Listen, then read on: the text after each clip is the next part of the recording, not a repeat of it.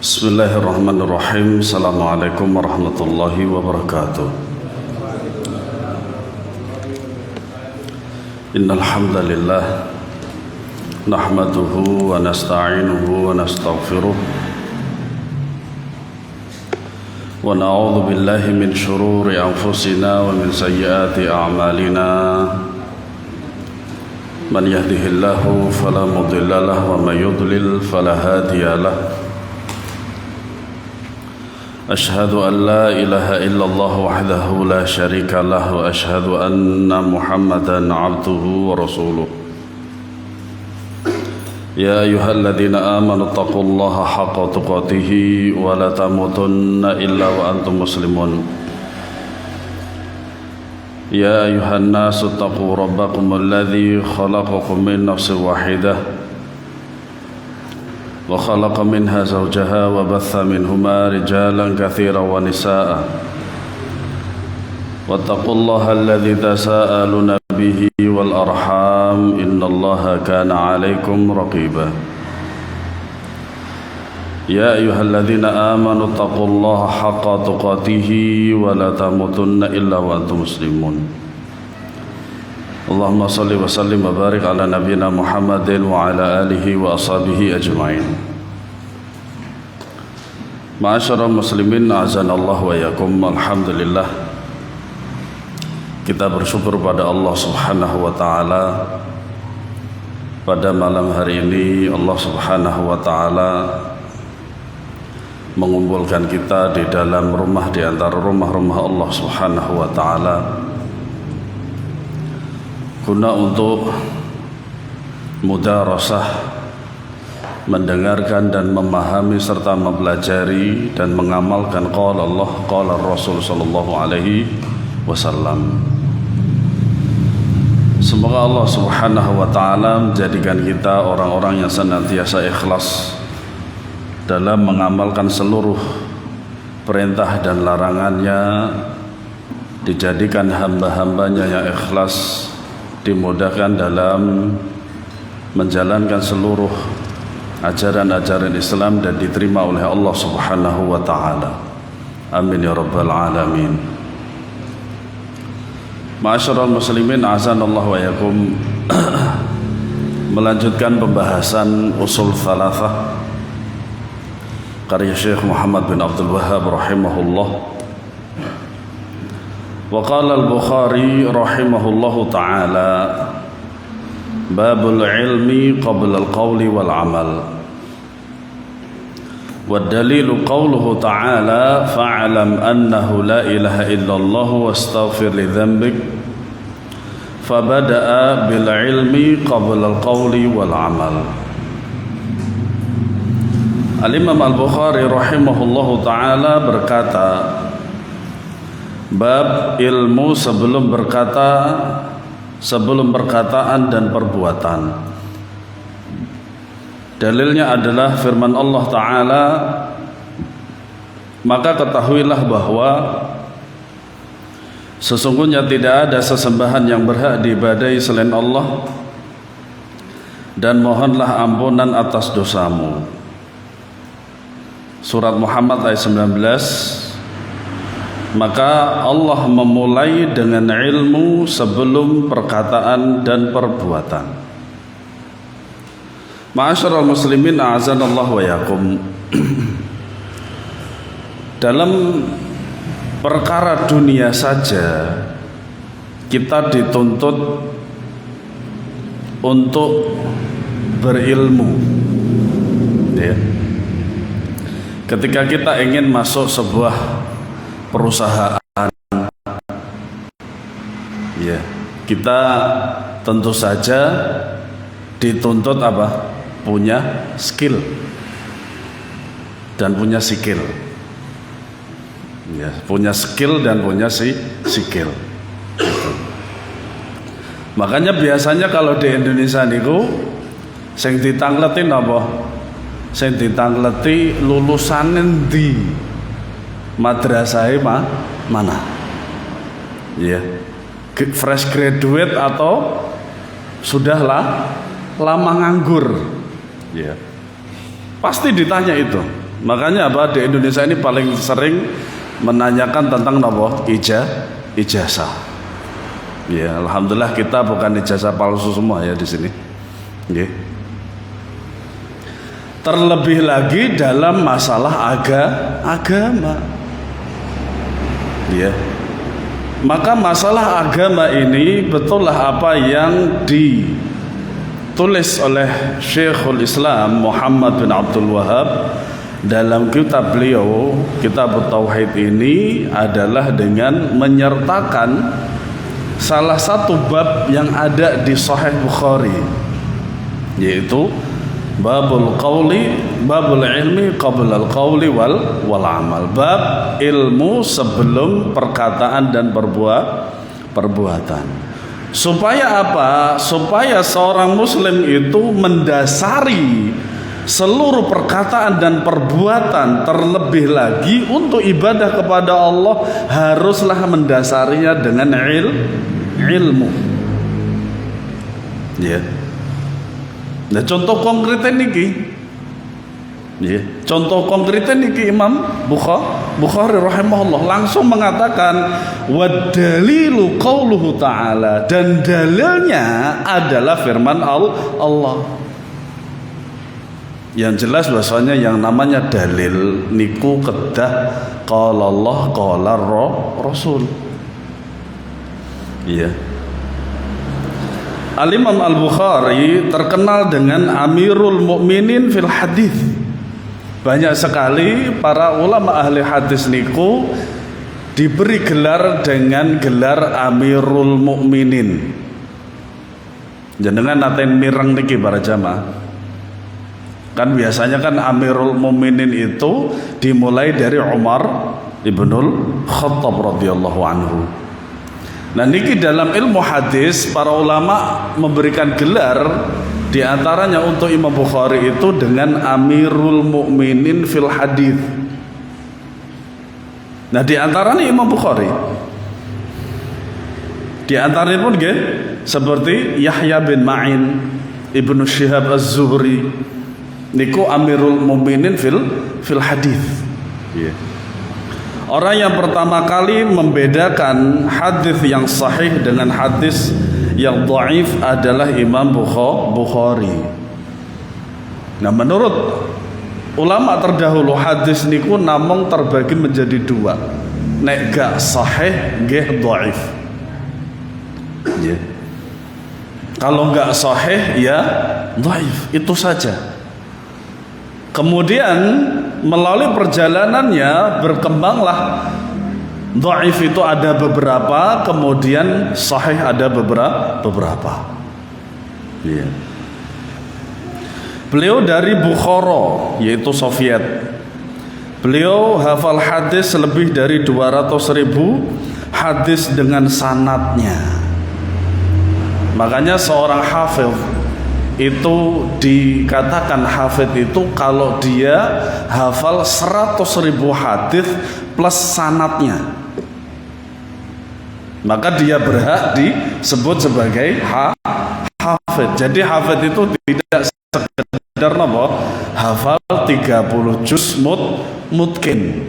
Mutkin itu betul-betul bisa dipercaya, bisa ya kuat, hafalannya kuat dan bisa diuji. Ini mungkin tidak sekedar hafal, tidak sekedar pengakuan saja.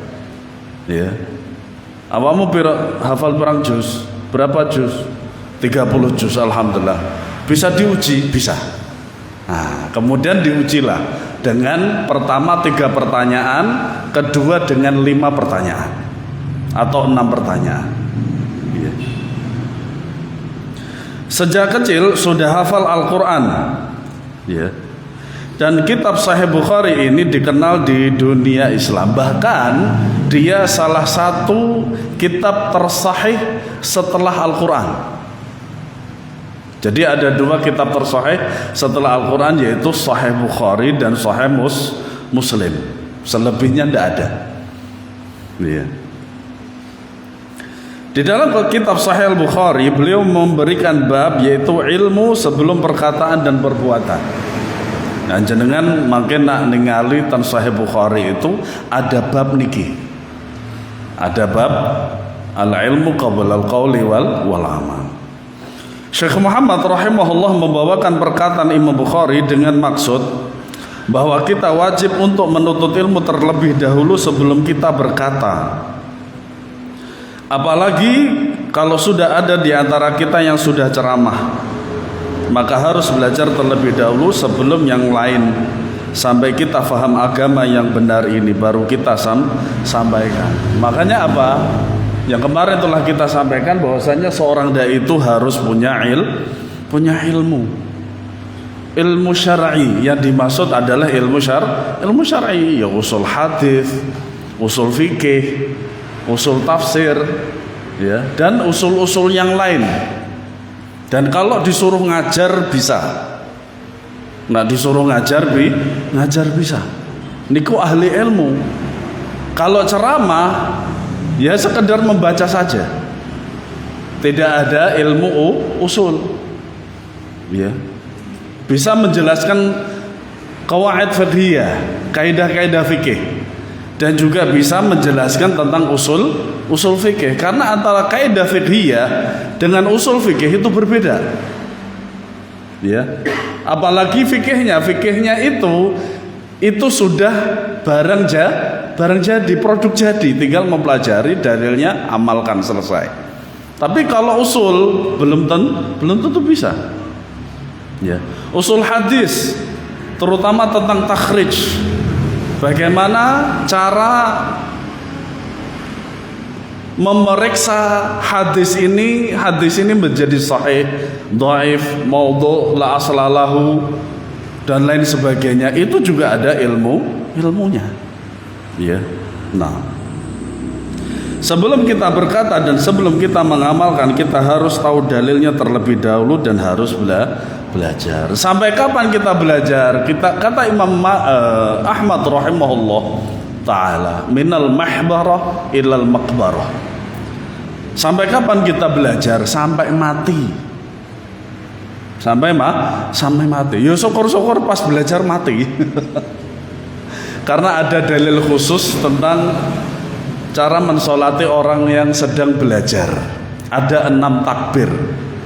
Bukan 4 takbir, tapi ada 6 takbir, dan itu pernah dipraktekkan di Indonesia. Yeah.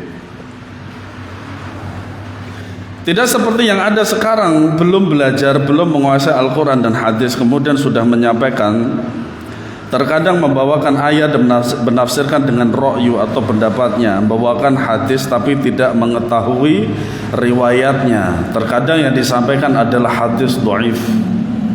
Bolehkah menyampaikan hadis dhaif? Boleh, dengan syarat menjelaskan tentang lemahnya hadis itu disebabkan oleh perawi ini. Yeah. Dan tidak boleh dijelaskan tentang apa? Tentang faedahnya, terkecuali secara makna sahih. Secara makna sahih betul. Karena ada secara sanad atau riwayat itu dhaif, tapi secara makna betul. Seperti apa? Seperti hadis yang diriwayatkan oleh Al-Imam Al-Baihaqi rahimahullahu ta'ala, bahwasanya air itu sedikit atau banyak apabila tercampur dengan benda najis, apabila dia berubah salah satu sifatnya, maka dia najis. Yaitu apa? Warnanya, kedua rasanya, ketiga baunya. Nah, ini hadisnya dhaif. Imam Baihaqi, para ulama mengatakan ini hadisnya dhaif, tapi secara makna sahih. Yang kemudian ya ini menjadi patokan untuk air yang terkena najis. Contoh lagi, secara sanad itu riwayatnya dhaif, tapi secara makna betul. Ya, yaitu tentang sumu fatasihhu. Ya, berpuasalah kalian maka kalian akan sehat. Ya. Para jamaah sekalian, kita kalau semakin banyak makan, maka semakin banyak penyakit yang akan datang. Terlebih lagi kalau tidak diimbangi dengan gerak. Nah, salah satu pengobatan Tibun Nabawi itu adalah apa? Puasa. Ya. Nah, kemudian ada hadis ini, sumu fatasihu, berpuasalah supaya kalian itu sehat. Secara sanad, secara riwayat ini dhaif kata Syekh Al-Albani rahimahullah, tapi beliau mengamalkan ini karena maknanya sahih. Iya. Orang yang berpuasa dipastikan sehat karena dia apa? Lambungnya itu kosong. Tidak dimasukin apapun dari berupa berbagai macam makanan. Ya, terlebih lagi kalau hadis palsu. Seperti apa? Utlubul ilma walau bisin. Ya, carilah ilmu walaupun di negeri Cina. Ini hadis palsu para jamaah sekalian. Antum mau dibuat komunis? Mayoritas Cina itu adalah komunis. Kita tidak berbicara tentang perkembangan teknologi. Kita berbicara tentang agama. Ya, semoga saja kalau mau kuliah di Cina dengan berbagai macam teknologi yang berkembang semakin monggo saja, karena agama itu ya semuanya adalah membicarakan dan mengatur tentang agama, bukan tentang dunia. Kalau dunia, Nabi SAW bersabda apa? Antum a'lamu bi umuri dunyakum. Kalian itu lebih tahu tentang perkara dunia kalian. Jadi kalau perkara dunia jangan cari dalilnya secara umum. Tapi kalau agama carilah dalilnya. Ya. Maka di sini dikatakan ilmu sebelum perkataan dan perbuatan, dan itulah yang dipraktekkan oleh para sahabat, dan itulah yang dipraktekkan oleh para imam. Belajar terlebih dahulu kemudian baru berkata dan mengamalkan. Tidak seperti sekarang. Berkata terlebih dahulu, mengamalkan terlebih dahulu, baru kemudian mencari dalilnya. Tidak boleh. Itu diantara salah satu ciri kaum yang dimurkai Allah. Siapa? Nasrani. Dimurkai oleh Allah Subhanahu. Orang yang kaum yang tersesat, yaitu orang-orang Nasrani. Di dalam surat Al-Fatihah. Ya. Apakah sesuai dengan perbuatannya atau tidak ya? Kemudian dalil yang harus kita pelajari adalah sebagaimana yang telah disebutkan dalilnya oleh beliau, yaitu surat Muhammad ayat 19, fa'alam annahu la ilaha illallah wastaghfir li dzambik. Maka ketahuilah bahwa sesungguhnya tidak ada sesembahan yang berhak diibadahi selain Allah, dan mohonlah ampunan atas dosamu. Nah, inilah para jamaah yang harus sering-sering kita pelajari dan ulang-ulang. Yaitu apa? Mengilmui la ilaha illallah. Mengilmui la ilaha illallah. La ilaha illallah, tiada Tuhan yang berhak disembah dengan hak kecuali Allah Subhanahu wa ta'ala. Itu harus betul-betul diilmui para jamaah sekalian. Ya. Di antara ilmu la ilaha illallah itu rukunnya ada berapa? Kemudian syarat-syarat la ilaha illallah itu ada berapa? Kemudian pembatal la ilaha illallah itu ada berapa? Karena gak mungkin ketika seorang itu mempelajari agama itu hanya baik-baiknya saja, itu gak mungkin. Pasti dia harus mempelajari yang buruk-buruk saja, yang dilarang oleh agama. Supaya apa? Supaya dalam kehidupan beragama dia itu seimbang. Jenengan itu ndak mesti bahagia terus. Leres napa mboten? Pasti enek sedih. Jenengan nggak mesti sampai sekarang itu sehat terus. Pasti ada sakit. Jenengan, kula jenengan niki kadang randu duit. Kadang ya duit. Itu biar apa? Seimbang.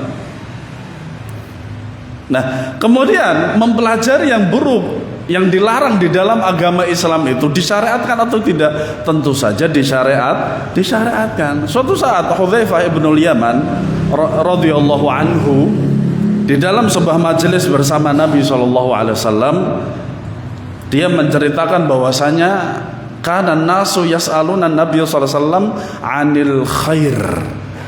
Waktu itu orang-orang yang hadir di majelisnya Nabi sallallahu alaihi wasallam bertanya tentang kebaikan. Ya. Walakinnani as'aluhu 'anis syarr.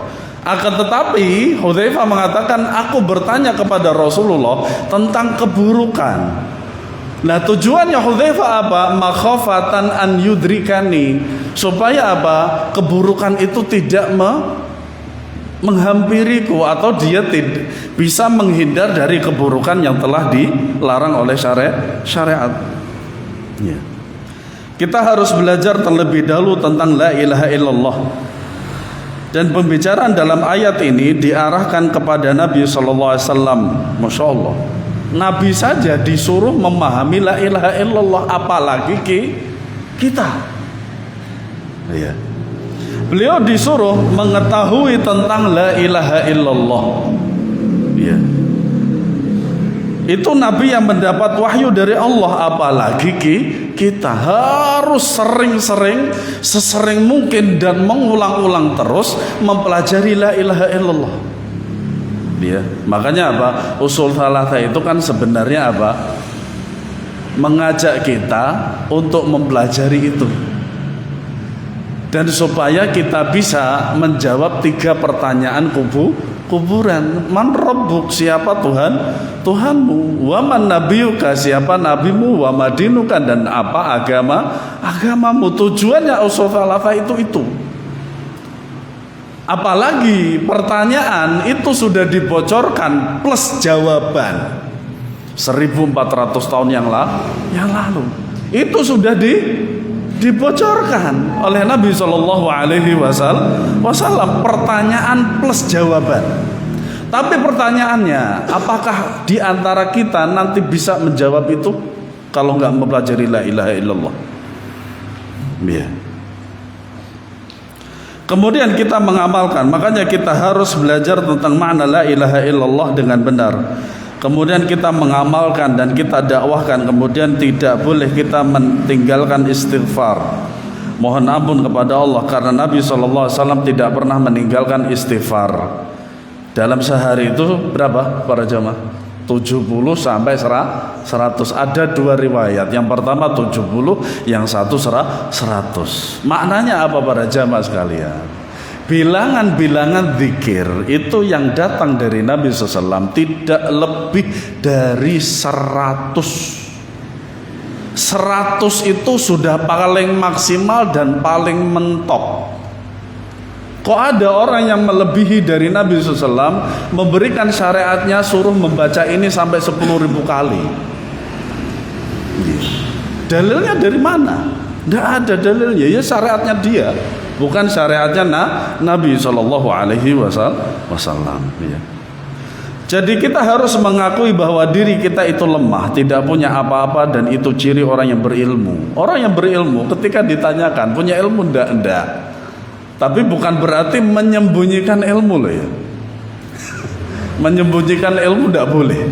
Kalau dia ditanya tentang suatu permasalahan dan dia tahu dalilnya, maka dia wajib untuk menjawab.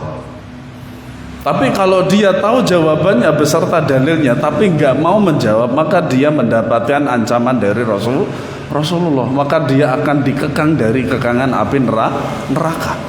Iya. Berbeda dengan orang yang tidak berilmu, maka dia menganggap dirinya seorang alim, sudah berilmu, sudah menguasai ilmu. Oh ya.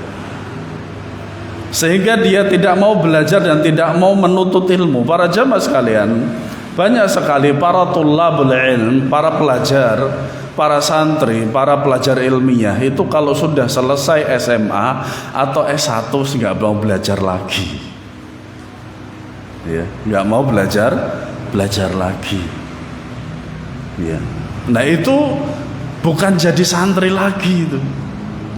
Ya, sudah bukan jadi santri lagi. Makanya dikatakan seorang santri itu tidak akan lepas dari apa? Dari pena dan buku. Dari pena dan buku. Ya. Setiap saat, selama bukan untuk kebutuhan yang lain seperti sholat, belanja, kemudian masak, kemudian untuk keluarga, itu senantiasa megang pena dan buku. Iya. Nah,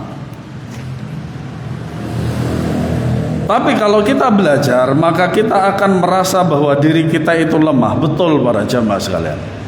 Ya, pasca kematian Syekh Ali Hasan rahimahullahu taala, betapa banyak tulisan-tulisan beliau itu yang belum terbukukan. Dan yang belum terbukukan itu ada sekitar 100 judul. Sementara beliau itu dari awal beliau belajar umur 30 tahun sampai beliau mau wafat wafat itu umur 59 tahun. Itu karya tulisnya lebih dari 200 judul. Ya. Makanya para ulama mengatakan semakin kita belajar, kita akan tahu kalau kita itu sebenarnya bodoh. Betapa banyak ilmu-ilmu Allah yang belum kita pelajari. Padahal Allah berfirman, "Wa ma utitum minal ilmi illa qalila." Dan tidaklah aku beri kalian dari ilmu kecuali sedikit. Ini baru satu tetesnya ilmu Allah. Makanya para ulama terdahulu mengatakan mempelajari hadis atau mempelajari ilmu Allah itu butuh umurnya Nabi Nuh dan hartanya Qarun. Karena apa? Ilmu Allah itu begitu sangat luas, ya. Semakin banyak kitab yang kita buka, semakin kita merasa bahwa banyak yang kita tidak tahu dan kita belum apa-apa. Tapi kalau kita tidak pernah buka kitab, maka kita akan menganggap bahwa kita alim, berilmu. Dan ini yang sering terjadi di kalangan kaum muslimin. Nah, kemudian makna fa'alam annahu la ilaha illallah, maknanya adalah perintah agar kita mempelajari kalimat la ilaha illallah itu. Fa'alam, maka ketahuilah, maka ilmuilah la ilaha illallah itu. Iya. Bukan seperti yang difahami oleh sebagian orang-orang thariqah. Saya dulu termasuk orang yang masuk thariqah dulu. Iya, thariqah, tarekat. Yang mereka mengucapkan la ilaha illallah sampai ribuan kali, nggak ada syariatnya. Nggak ada syariatnya, paling mentok 100. Tapi tidak ada dalilnya sampai sekarang, ya. Mengucapkan la ilaha illallah sampai 100 itu tidak ada dalilnya. Ya. Kemudian mereka membaca itu ribuan kali sampai pingsan. Apalagi sampai muter-muter. Antum pernah lihat itu jogetan sufi yang satu satu warna, kemudian ada penutup kepala yang tinggi, terus kemudian dia muter-muter sambil begini, memegang dada ini. Itu nanti kalau dia jatuh pingsan, itu kata mereka itu adalah afdol, keadaan yang afdol dari seorang yang berzikir kepada Allah Subhanahu. Padahal Nabi nggak gitu-gitu amat. Ya, Nabi SAW tidak begitu. Beliau itu ketika berzikir ya sadar kalau beliau itu sedang berzikir, nggak sampai pingsan, nggak sampai gila dan seterusnya. Makanya ajaran dari siapa itu? Nabi saja tidak mencontohkan dan tidak memerintahkan demikian. Untungnya saya dulu nggak begitu. Alhamdulillah selamat. Ya. Dan ini salah, harus diluruskan pemahaman yang salah ini. Bayangkan para jamaah sekalian, ya, mereka melakukan itu berdalil atau tidak? Berdalil ini dalilnya. Tapi apakah ketika mereka berdalil itu benar? Ternyata salah, karena pemahaman salah terhadap dalil. Iya. Jangankan pada zaman sekarang, pada zaman Nabi saja ada yang merasa amaliyah Nabi SAW itu kurang. Ada 3 sahabat Nabi SAW yang datang kepada rumahnya siapa? Nabi SAW. Dan Nabi SAW tidak ada. Yang ada Ummul Mukminin Aisyah. Kemudian tiga-tiganya bertanya tentang ibadahnya Nabi SAW. Nabi itu makan dan minum. Nabi itu sholat malam tapi juga istirahat. Nabi itu beristri, ya, dan seterusnya sampai tiga itu. Kemudian orang tiga itu salah satunya dia akan senantiasa jomblo. Senantiasa jomblo, nggak menikah. Nah ini kan merendahkan amaliyah Nabi loh. Pada zaman Nabi ada loh nggak nikah. Kemudian salah satunya apa? Dia akan berpuasa terus tanpa berbuka. Lu mati no. Ya, yang salah satunya itu akan senantiasa sholat malam terus gak berhenti. Kata Nabi SAW, kalau ente gak mau sunnahku, ente bukan umatku loh. Sampai diancam begitu. Ya, makanya para jamaah sekalian, kalau kita ingin menjadi umatnya Nabi Muhammad SAW, maka ikutilah perintah yang Allah perintahkan kepada Nabi, yaitu mempelajari la ilaha illallah. Ya. Yang benar adalah fa'alam, perintah agar kita mengetahui tentang la ilaha illallah dengan benar, yaitu dengan mengkaji, dan dalam kehidupan ini kita beribadah hanya kepada Allah sebagaimana yang kita ucapkan setiap hari, iyyaka na'budu wa iyyaka nasta'in. Makanya para ulama rahimahullah taala ketika mereka menjelaskan iyyaka na'budu wa iyyaka nasta'in, ini dalam bahasa Arab kaidah ini adalah kaidah maf'ul muqaddam dan fi'il muakhar. Seharusnya apa? Na'budu iyyaka. Karena yang namanya maf'ul itu secara normal dia harus setelah fi'il dan fa'il, setelah predikat atau subjek. Tapi ternyata maf'ul bih ini dia didepankan, namanya maf'ul muqaddam. Kemudian setelah itu baru ada predikat sama subjek. Ini para ulama mengatakan hadza lil hasr, ini untuk pembatasan supaya apa? Manusia itu hanya kepada Allah untuk beribadah dan hanya kepada Allah mereka itu meminta pertolongan. Kan yang benar kan na'budu iyyaka wa nasta'inu iyyaka, itu adalah apa? POK-nya dalam bahasa Arab. Makanya para jamaah sekalian, ya, wajib bagi kita selama hidup itu adalah untuk mempelajari la ilaha illallah berulang-ulang sampai betul-betul mantap dan menancap dalam hati la ilaha illallah, sehingga akhir perkataan kita sebelum mati nanti adalah la ilaha illallah. Amin ya rabbal alamin. Ya. Kemudian i'lam rahimakallah annahu yajibu ala kulli muslim wa muslimatin ta'allumu thalathi hadhihi al-masail wal 'amalu bihinna. Ketahuilah, semoga Allah merahmatimu, bahwa wajib atas setiap muslim dan muslimah untuk mempelajari tiga masalah ini dan mengamalkannya. Kalau di muqaddimah itu tadi adalah 4 perkara dan itu mendasar. Ya. Kemudian sekarang yang kedua adalah tentang tiga permasalahan. Al-ula annallaha khalaqana wa razaqana wa lam yatrukna hamalan bal arsala ilaina rasulan faman ata'ahu dakhala jannah wa man 'asahu dakhala nar. Yang pertama, bahwa Allah lah yang menciptakan kita, memberi rizki kepada kita, dan dia tidak membiarkan kita begitu saja, tetapi dia mengutus kepada kita seorang rasul. Barang siapa mentaatinya maka dia masuk surga, dan barang siapa durhaka kepadanya maka dia masuk neraka. Ya, nah ini para jamaah sekalian inti daripada tauhid rububiyah. Tauhid rububiyah. Iya, makanya tauhid itu terbagi menjadi 3 itu supaya apa? Supaya hamba Allah itu mengenal Allah itu dengan terperinci dan dengan baik, dan supaya beribadahnya juga dengan baik. Ya.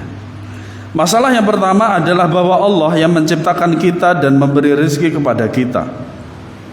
Maka ini berkaitan dengan tauhid rububiyah. Karena tauhid rububiyah itu meyakini Allah Esa pertama menciptakan, kemudian memberi rezeki, dan yang ketiga yang mengatur alam semesta ini. Ya. Dan Allah tidak meninggalkan kita begitu saja, tetapi Allah mengutus seorang rasul kepada kita. Allah Subhanahu wa taala berfirman, "Wa ma kunna mu'adzibina hatta nab'atha rasula." Dan kami Allah tidak mengazab suatu kaum kecuali kami telah mengutus seorang rasul. Makanya rasul itu maknanya apa? Rajulun uhiya wa yu'mar bitablighihi. Yaitu seorang laki-laki yang diberi wahyu, yang dia itu diperintahkan oleh Allah untuk menyampaikan wahyu tersebut. Itu rasul, seorang laki-laki. Maka rasul yang diutus oleh Allah wajib ditaati. Ya, makanya di antara makanya di antara konsekuensi Muhammad Rasulullah, syahadat Muhammad Rasulullah itu apa? Ta'atu fima amar. Mentaati apa-apa yang telah diperintahkan oleh Rasulullah Sallallahu Alaihi Wasallam. Nah kalau nggak taat, mau taat kepada siapa? Ya, kalau tidak taat kepada Rasul Sallallahu Alaihi Wasallam selaku Nabi yang terakhir, Nabi kita, lah terus mau taat kepada Nabi siapa? Ya. Dan yang taat kepada Rasul akan masuk surga, yang tidak taat kepada Rasul maka dia akan masuk neraka. Itulah yang disabdakan oleh Nabi sallallahu alaihi wasallam, "Kullu ummati yadkhuluna jannata illa man aba." Qalu ya Rasulullah wa man ya'ba? Qal man ata'ani dakhala jannah wa man 'asani faqad aba. Semua umatku masuk surga kecuali yang enggan. Subhanallah. Kok ada umatnya Rasulullah yang enggan masuk surga? Subhanallah. Kalau jenengan pengen semua tuh, semuanya pengen. Karena apa? Para ulama mengatakan bahwasanya rumah kita yang asal itu adalah surga. Maka kita harus mengusahakan dengan semaksimal mungkin, penuh perjuangan supaya kita itu kembali lagi ke rumah kita, yaitu surga. Ya. Mereka para sahabat bertanya, "Wahai Rasulullah, siapa yang enggan?" Beliau menjawab, "Barang siapa yang taat kepadaku maka dia masuk surga, dan barang siapa yang bermaksiat maka dia telah enggan." Maknanya enggan. Kalau orang tidak mau taat kepada Rasulullah SAW, itu sudah dikatain, ya, diberi makna, dimaknain bahwasanya dia itu enggan masuk surga. Kan Rasulullah masuk surga. Makanya para ulama menjelaskan, kalau kita ingin masuk surga maka ikutilah Rasul, maka ikutilah orang-orang yang dijanjikan masuk surga. Siapa? Para sahabat. Ya, nah, maka seorang yang ingin masuk surga harus taat kepada Rasul. Taat kepada Rasul berarti taat kepada Allah. Kenapa demikian? Karena pada dasarnya perintah Allah itu, perintah Rasulullah itu perintah Allah. Perintah larangan Rasulullah SAW itu adalah perintah larangan dari Allah Subhanahu wa Ta'ala. Artinya sama para jamaah sekalian. Ya. Wa dalilu qauluhu ta'ala, dan dalilnya adalah firman Allah. Masya Allah, Syekh Muhammad selalu mengatakan wa dalilu qauluhu ta'ala wa dalilu qaulu Rasulullah sallallahu alaihi wasallam. Ya. Harusnya begitu. Ya. Inna arsalna ilaikum rasulan syahidan alaikum kama arsalna ila fir'auna rasula. Fa'asa fir'aunur rasul fa'akhadnahu akhdan wabila. Sesungguhnya kami telah mengutus seorang rasul, yaitu Muhammad, kepada kamu yang menjadi saksi terhadapmu, sebagaimana kami telah mengutus seorang rasul kepada Firaun. Siapa? Nabi Musa. Bismillah. Namun Firaun mendurhakai Rasul itu, maka kami siksa dia dengan siksaan yang berat. Surat Al-Muzammil ayat 15-16. Ya. Ini dalil yang menunjukkan bahwa Rasul diutus untuk ditaati. Ya, apapun segala sesuatu perintah yang datang dari Rasulullah SAW wajib ditaati. Ta'atu fima amar, mentaati apa-apa yang diperintahkan oleh Rasulullah SAW. Firaun yang memiliki kerajaan dan menganggap dirinya Tuhan, dalilnya apa jemaah? Faqala ana rabbukumul a'la. Dia mengatakan bahwasanya aku adalah Tuhanmu yang paling tinggi. Ya. Kemudian ditantang oleh Nabi Musa bahwasanya Allah itu bisa menghidupkan dan mematikan makhluk. Nah, dia mengatakan bisa, aku pun juga bisa. Mematikan, kata dia itu dibunuh, kalau dihidupkan ya dibiarin hidup. Itu menurut Firaun. Kemudian tantangan yang kedua inilah yang tidak bisa yang dia lakukan. Ya. Apa tantangan daripada Nabi Musa kepada Firaun? Bahwasanya yang namanya matahari itu dia datang dari minal masyriq fa'ti biha minal maghrib. Kalau begitu tantangannya, datangkanlah matahari itu dari barat. Kemudian Allah menjelaskan fabuhital ladzi kafar. Maka orang kafir itu diam seketika. Subhanallah. Tidak ada orang yang paling fajir, yang paling bermaksiat dan paling berdosa melebihi Firaun. Dia sudah menganggap bahwasanya dia adalah Tuhan. Ya, kemudian setelahnya ada yang mengikutinya dari kalangan orang-orang tarekat. Seperti siapa? Mansur Al-Hallaj, Abu Yazid Al-Bastami, Syekh Siti Jenar di antaranya di Indonesia itu. Iya. Makanya Wali Songo itu menghukum dia dengan hukum pancung. Nah, orang-orang yang membela Syekh Siti Jenar mengatakan itu benar. Jadi dikatakan begini, kalau darahnya bening dia benar, kalau darahnya merah dia itu Dia itu salah. Ya, sahabat kami orang Jogja itu pernah membekam salah satu seorang pangeran dari Jogja. Bekam, ngertos bekam ya, hijamah niku. Nah, ketika dibekam terus kemudian didom niku ditusuk dengan jarum niku, ternyata kemudian setelah disedot lagi ternyata darahnya merah. Loh, Gusti katanya jenengan darah biru, kok ini darah merah? Kan biasanya kalau kalangan nengkerat kan dikatakan disebut dengan darah biru, nyatanya darahnya merah. Nah, ketika eksekusi Syekh Siti Jenar itu pembelanya mengatakan benar, darahnya bening. Subhanallah. Itulah para jamaah sekalian, pada zaman dahulu legenda cerita-cerita rakyat yang di Indonesia itu amburadul.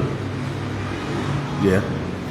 Makanya cerita tentang Syekh Siti Jenar ini penuh dengan keamburadulan. Katanya dia itu lahir dari cacing. Apa ada manusia itu dari cacing?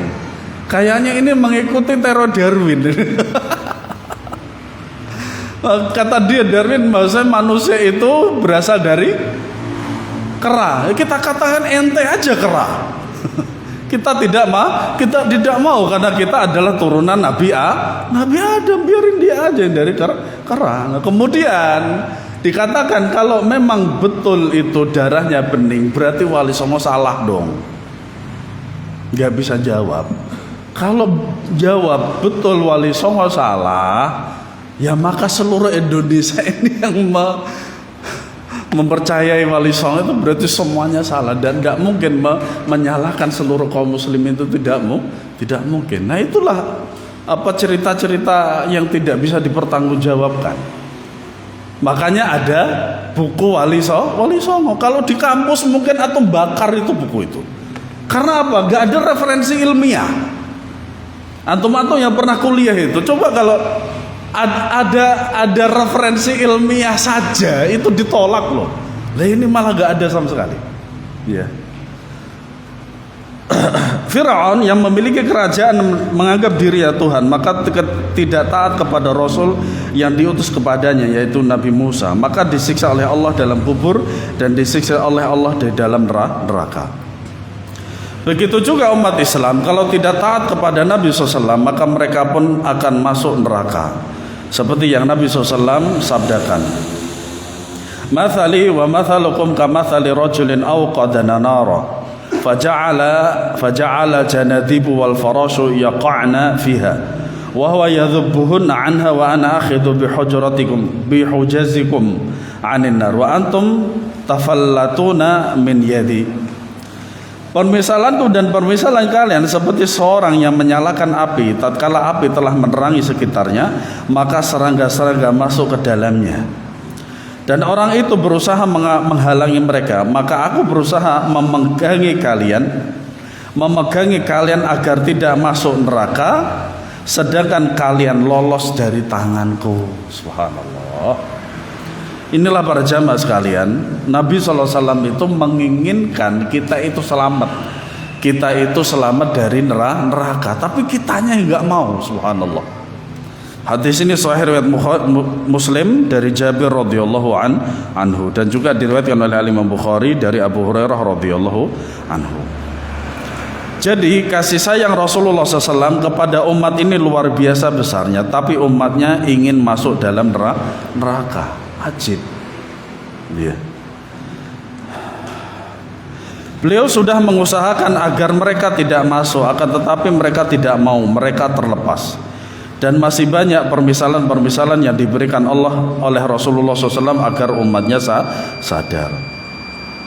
Kemudian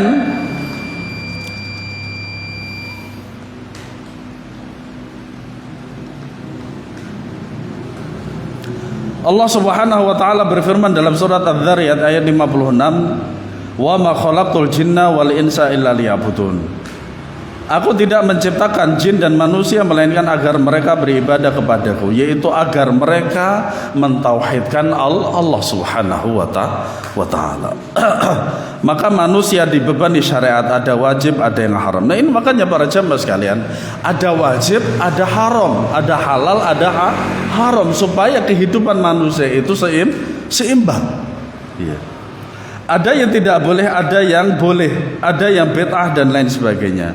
Tidak boleh bagi manusia untuk menentangnya, karena dia diciptakan untuk beribadah kepada Allah, dan Allah telah membuat aturan-aturan. Ini wajib, ini sunnah, ini larangan, ini haram, ini batil, ini hak, dan ini ma'ruf, ini mungkar. Semua telah dijelaskan, dan yang menjelaskan demikian adalah Rasulullah SAW. Maka beliau diberikan wewenang oleh Allah Subhanahu wa taala untuk menjelaskannya kepada umatnya. Sehingga harus taat kepada Allah dan taat kepada Rasulullah SAW. Kalau orang tidak mau taat kepada Rasul, maka dia akan masuk neraka. Semoga Allah Subhanahu wa taala menetapkan kita sebagai umat Nabi sallallahu alaihi wasallam dengan cara mentaati Allah dan mentaati Rasulullah sallallahu alaihi wasallam sampai Allah wafatkan kita. Amin ya rabbal alamin. Wallahu a'lam bissawab. Semoga bermanfaat. Subhanakallahumma wa bihamdika asyhadu an la ilaha illa anta astaghfiruka wa atubu ilaik. Wassalamualaikum warahmatullahi wabarakatuh.